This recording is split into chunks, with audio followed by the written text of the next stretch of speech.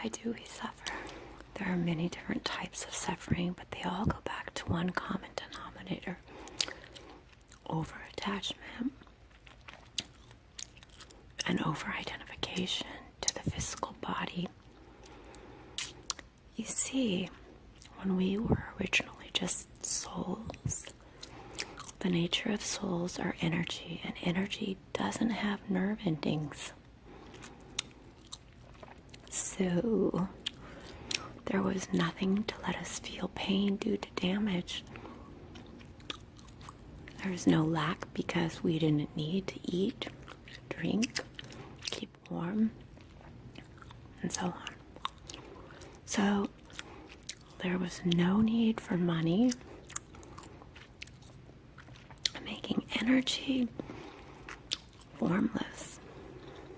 So there was no feeling inferior to another because there was no comparison to other souls in a superficial way.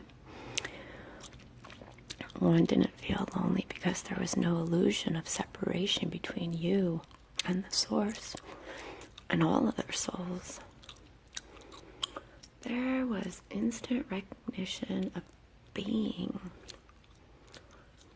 There was no feeling of limitation because you can go anywhere and be there instantly by willing it. You could materialize things by simply choosing it instantly, so you could have experiences without needing to wait for them to happen.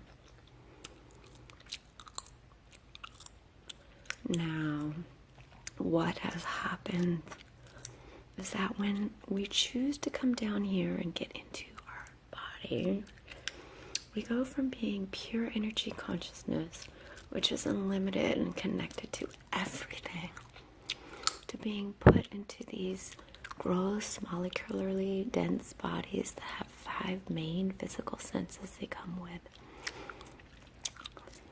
We start experiencing seeing through physical eyes and hearing through physical ears, the sensations of eating dense vibrating foods, drinking water, touching things that are solid. We like it and enjoy it. We also notice that people look different, but at some point we get so oversaturated with the body that we forget who we are and where we come from. We start to feel limited. We see superficial differences in us which start to influence our judgment and our perspective. We can now feel pain, injury, loss, and loneliness. To overcome pain and sorrow, the nature of their origin must first be understood. One should train himself or herself to rise above these sensations. Stimuli of cold and heat touch the nerve endings of the body and are transmitted through the nerve electricity in the body as the immediate feelings produced by the contact of the senses and matter begins to reveal whether it's harmonious or inharmonious to the conditions of the body. Feeling is that faculty which passes judgment upon the experiences of the senses. A strong mind may recognize the presence of something that's off in the body without being sensitive to it as pain. Pain first appeared in man in the nature of a desire to warn himself of the advent of an inharmonious sensation detrimental to the interest of the body. Thus, a sensitivity was developed through wrong environment and hereditary influences, imagination, mental habits, and feelings. Sensitive feelings get so used to passing quick judgments upon the nature of specific sensations they experience that the all-powerful mind becomes deluded and succumbs to the disturbance. That is why feeling predominant people suffer heat and cold more than evenly balanced mentalities. One rashly impose a cure that may be worse than the disease.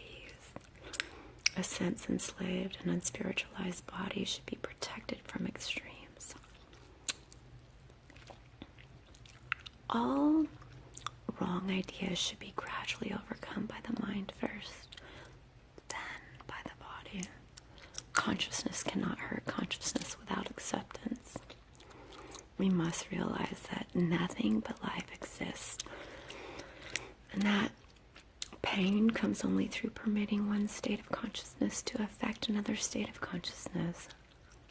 Since pain comes through identification with the senses, this can be counteracted by the realization of the soul's inner identification with spirit. For within the ego is hidden the expectations of the permanent state of consciousness, while adopting the proper remedies against inharmonious conditions in the body. Do not give way to the suggestions of pain by allowing the mind to become identified with the bodily conditions. Man should persistently strive to make his body pain-proof until he knows it has its origin not in the decaying, hurting, changing qualities of matter, but in the invulnerable, unchanging qualities of spirit.